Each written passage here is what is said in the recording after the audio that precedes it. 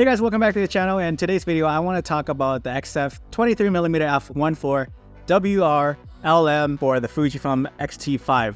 This version is the Mark II version, and I had a chance using it again while I was in Toronto, so I just want to share my thoughts on it. I was shooting with it for a week during my visit to Toronto, and I would like to give a special thanks to Fujifilm Canada for providing me with a loan on such short notice. And because of them, I am able to provide you guys with this video right here. So you know how much I love this lens from the first review that I did a little more than a year ago, right? But at that time, I was using the Fujifilm XS10 with that lens. And I know this lens is optimized for the 40 megapixel sensor, so I want to go ahead and give you guys my thoughts and my shooting experience while using it on the Fujifilm Xt5. Now everybody knows how much I love this lens. This lens was in my top lenses. It was #1 on the list. I rave about this lens so much, and when I got this lens in my hands, I felt right at home. I used this lens on a full day studio shoot, and then I used this lens on a few more portrait sessions during the week I was in Toronto. I'm not in Toronto anymore, guys, so don't ask me to hang out with you guys because I have social anxiety and will most likely make excuses to why I cannot come to hang out with you. My favorite excuse is that I left the iron on, so I have to stay home and watch it not catch on fire. But like I was saying, I used it a lot during this week, and I have a little bit more experience with this lens.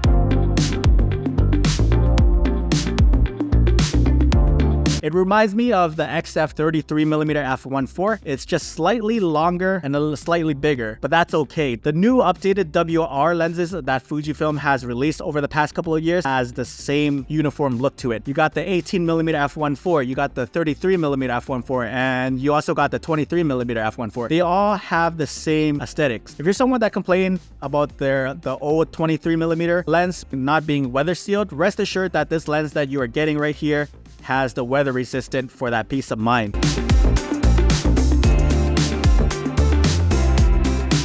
Now, when I was using this lens with the Xt5, it was on firmware 1.0.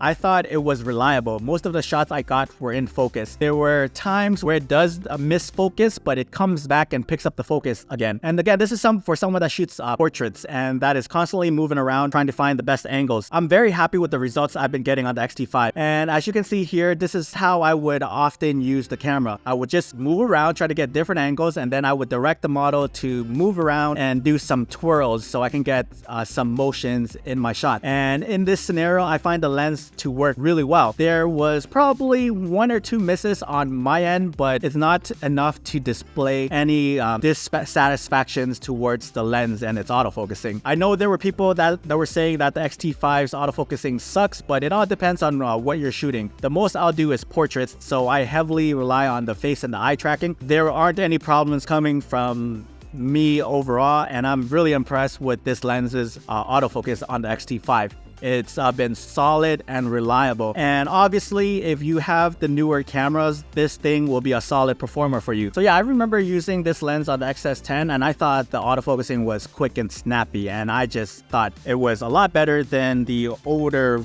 Mark I version when it comes to speed, autofocusing speed. But then if you put this on the newer cameras, it just performs so much better. So again, your mileage may vary depending on the camera that you have.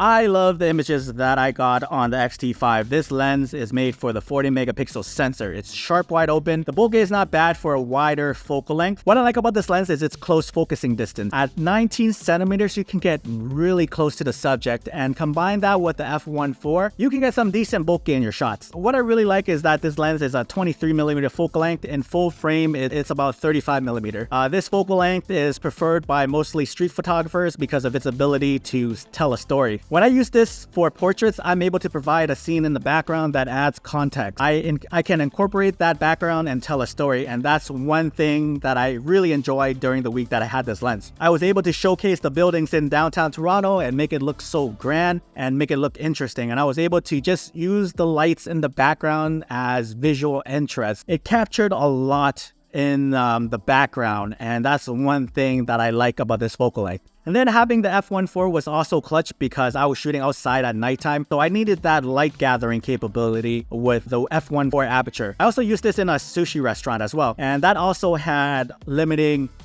lighting and limited spacing. So I thought that the 23mm F1.4 was the perfect choice because it was just wide enough to capture the scene inside that sushi restaurant, and the F1.4 definitely helped in dimly lit situations that you find in these restaurants. The restaurants, they don't have good lighting. And if I wanted any tight shots, again, this is where the close focusing distance really helped at 19 centimeters. My goodness, it was so freaking, that's so close, man. That's so freaking close.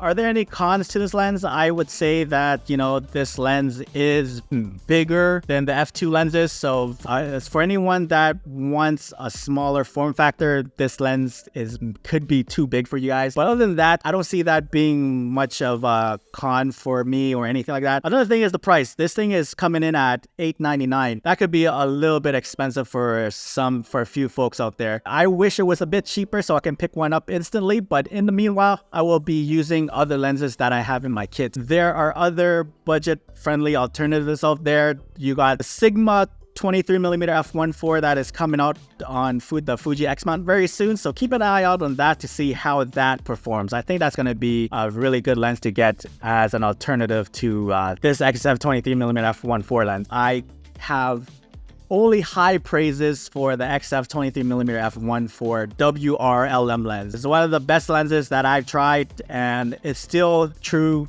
till this day. I was so happy with the shots that I got. I just have...